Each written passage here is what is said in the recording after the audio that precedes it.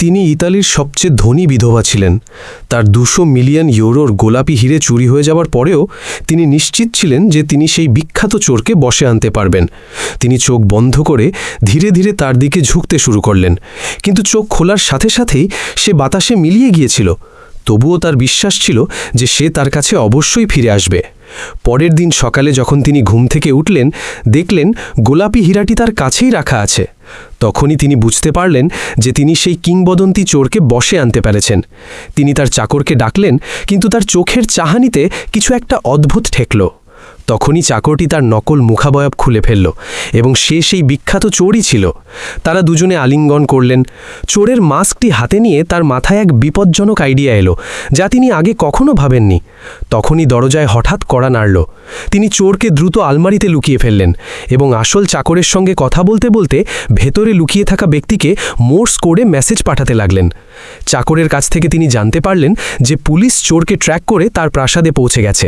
তিনি ধীরে করে পরবর্তী সাক্ষাতের জায়গাটি জানালেন এবং চোরকে পালিয়ে যেতে দিলেন। কিন্তু যখন তিনি নির্দিষ্ট জায়গায় পৌঁছলেন, দেখলেন সেখানে শুধু খবরের কাগজের হেডলাইন, চোর গ্রেফতারের খবর। তিনি দ্রুত আদালতে পৌঁছে গেলেন। যেখানে বাকিরা চোরকে মৃত্যুদণ্ড দেওয়ার জন্য তর্ক করছিল, তিনি সেখানে শান্ত হয়ে বসেছিলেন। গালে হাত রেখে তিনি চুপি চুপি মোর্স কোড পাঠাচ্ছিলেন। চোরটি চোখ টিপে জবাব দিল। তিনি আদালতের রেকর্ড চেক করে বুঝতে পারলেন এটি ছিল একটি নিখুঁত জেল থেকে পালানোর পরিকল্পনা। আদালতে দেওয়া ঠিকানায় পৌঁছে তিনি 10ম লাইনের দ্বিতীয় ইটটি খুঁজে বের করলেন।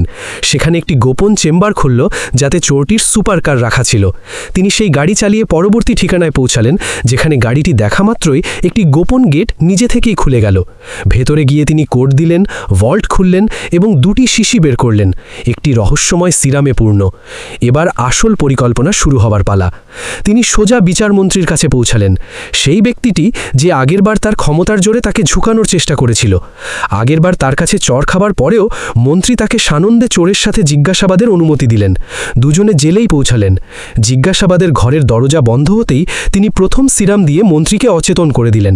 চোরটি মাস্ক পরে মন্ত্রীর রূপ নিল।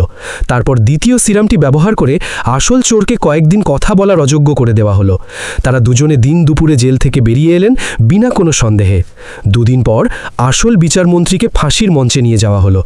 ধারালো তলোয়ার পড়ার আগ পর্যন্ত পুলিশ কিছুই বুঝতে পারল না যে বড় কোনো গড়বড় হয়ে গেছে, এবং ততক্ষণে তারা দুজনে তাদের পরের আরও বড় কোনো চুরির প্রস্তুতি শুরু করে দিয়েছিল।